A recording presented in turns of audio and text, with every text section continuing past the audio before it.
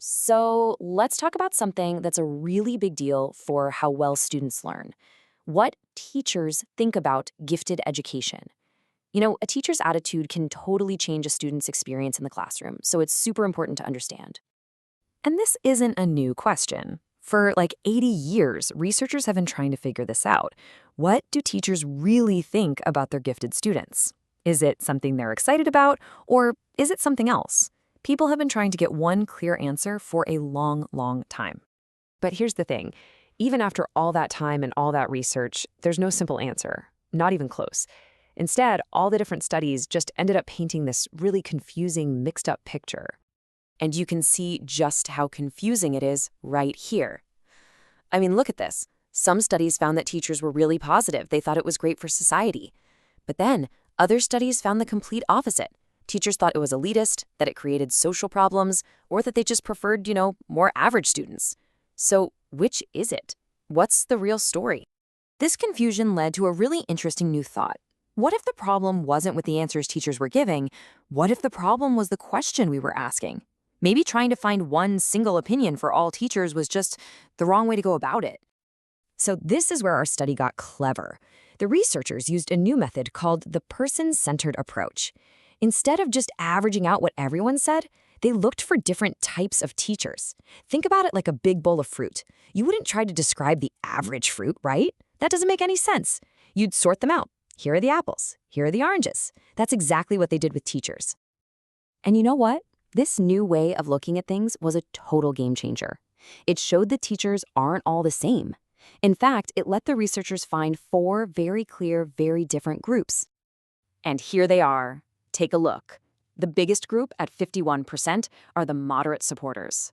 Right behind them, you've got hesitant supporters and strong supporters. They're almost the same size.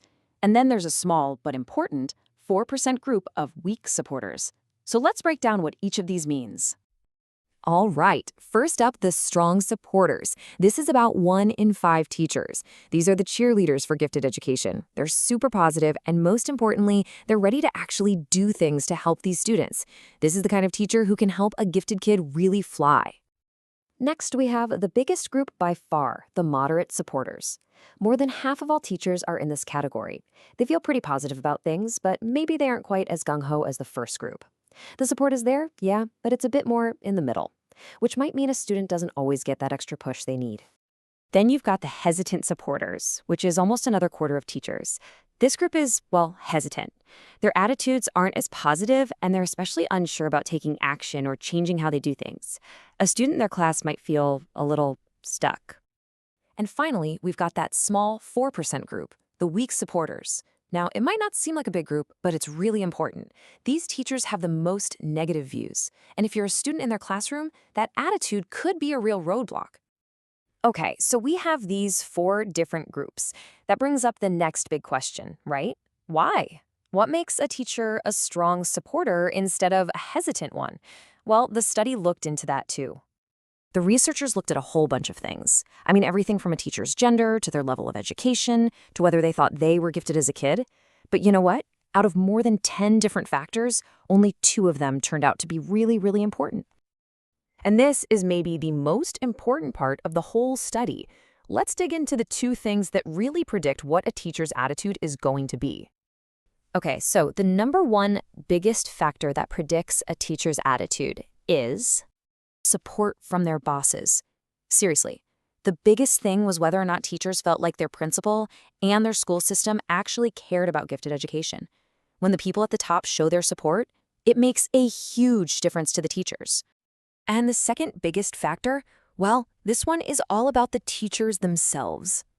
It's how much teachers feel like they know. The teachers who felt more confident and knowledgeable about giftedness had much more positive attitudes. And that just makes sense, right? When you feel like you know what you're doing, you're going to be more supportive. Now, here's the best part.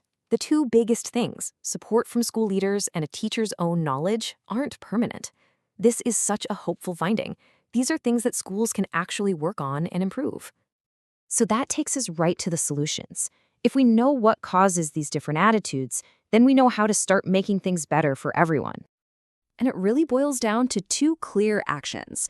First, school leaders need to step up. They have to create a school culture where everyone knows that meeting the needs of gifted students is important. And second, schools need to offer good training to help teachers build their skills and their confidence. And that kind of leaves us with one last big thought. We started out by saying that what a teacher thinks really matters for a student. Now we know that those thoughts can be changed for the better with good leadership and good training. So the real question is, could these two simple changes be the key to helping so many more students reach their full potential?